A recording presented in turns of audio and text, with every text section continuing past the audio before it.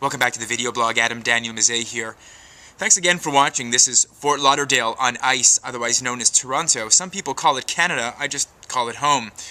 The entire week this is a tribute to the late playwright president of the former Czechoslovakia and today's Czech Republic, Václav Havel, as you know, who passed away on Sunday and who will be buried on Friday the 23rd of December in the Czech Republic, who's presently lying in state at the Prague Crossroads on Liliová Street, which is one of my favorite streets in the city of Prague, Hlavní Město, capital city.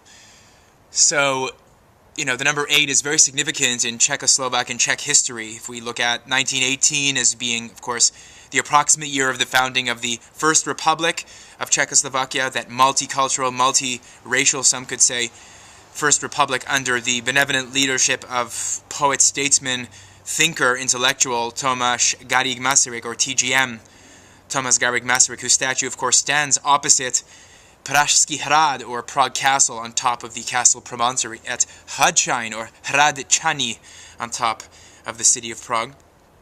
That republic lasted 20 years and was rudely broken apart in 1938, of course, by the so-called Allies under Chamberlain, Daladier, Mussolini, and Hitler on September the 28th in Munich. The infamy of Munich. 1938, 1948, if you're a communist, you'd call it Velký únor, Great February. If you're an anti-communist dissident, you'd call it the Putsch, which is basically what it was under Klement Gottwald and the leaders of the Czechoslovak Communist Party. Basically took over the Interior Ministry and the Education Ministry in Beneš's multi-party, cobbled-together post-war cabinet, and basically took over Czechoslovakia and made it into a police state under Stalin's leadership, and then latterly 1968, August 21st, invasion of the Warsaw Pact troops, except Romania, incidentally. Ceausescu did not want to get involved with that. And, of course, I think it lasted, if I'm not mistaken, for 7 days or 8 days, the occupation, the big occupation, that is, putting down of the Prague Spring. Socialism with a human face, or as we say in Czech, socialismus s lidskou tváří. And in any event, that was a really interesting development. Of course, Czechoslovakia again betrayed by the Allies. 1988, not really much of a big year. 1989, of course, as we know, November the 17th, which is the anniversary of the so-called Velvet Revolution, Sametova Revoluce, or as I like to call it, Smetanova Revoluce, and for Czechs who'll know why I'm saying it that way. And then, of course, which is, of course, the anniversary of the student uprising during the Nazi occupation of Böhmen und Mähren, or Bohemia and Moravia. Why am I giving you the history lesson?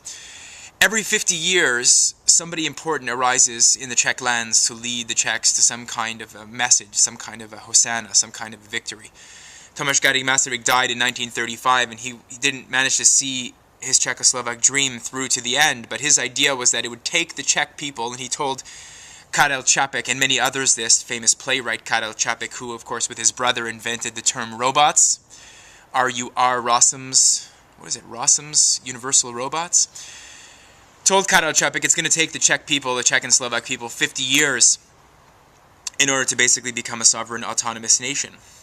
And, of course, had things gone according to the way that Václav Havel and his Civic Forum colleagues and all of his artists, dissident people who took over the cabinet after the fall of the wall, who's to say that things wouldn't be the way that Masaryk wanted them to be? Now, of course, we're leading the Czech Republic into like a vastly different direction, a neocon direction, under the Russian auspices, with, of course, power groups like, what's going on with the Temelín nuclear power plant. I don't want to give you a whole history, but basically what's saying is Havel's ideas are not being adhered to whatsoever. We have no heroes, nobody that young Czechs can cobble around and organize around. Of course, the Green Party in the beginning of last decade was kind of like a hope and a prayer, but now it's kind of gone off into something else.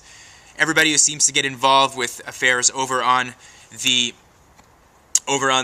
river side, on the other side of the river, on the Hradčany side of the river, always seems to get messed up somehow. There's something kind of even cosmically messed up about what's going on in the Castle Promontory, almost as if the great Czech kings, if they are even buried there, like George of Poděbrady and Karl IV Karel IV, something happens to them over there. It's not Havelian ideas, for lack of a better term. I am going to say that you should vote to have Praha's Prague's Rozynia Airport renamed Letiště Václava Havla. You should actually ask them to change that. I think that would be great. One of the most well-running, efficient airports in so-called Eastern Europe, a hub airport for Česká aerolinie, or Czech Airlines. I think definitely that would be a good move. I don't know what to say. We don't really have somebody waiting in the wings to take over from where Havel left off. Is that really a statement about the Czech political system and Czech politics? Is that really saying something about the Czech people? That really people can't rally around somebody unless that person suffers tremendously under some kind of an occupation power or foreign power? Havel suffered tremendously. Masaryk didn't really suffer, I should say, as badly as Havel did, although what Masaryk didn't like was Austrian hegemony.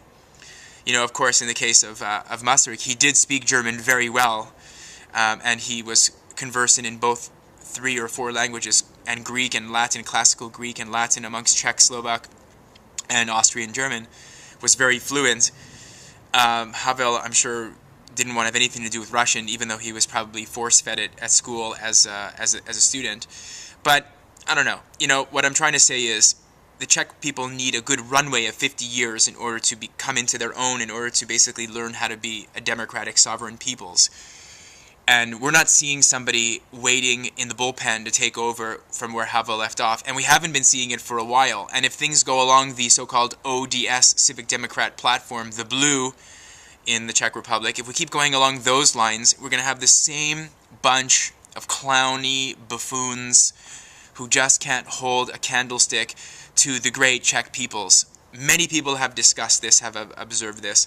Great historians, you know, people like Peter Demetz, who wrote a book like Prague in Black and Gold, or Prague Under the Nazis, you know, talk a lot about these things.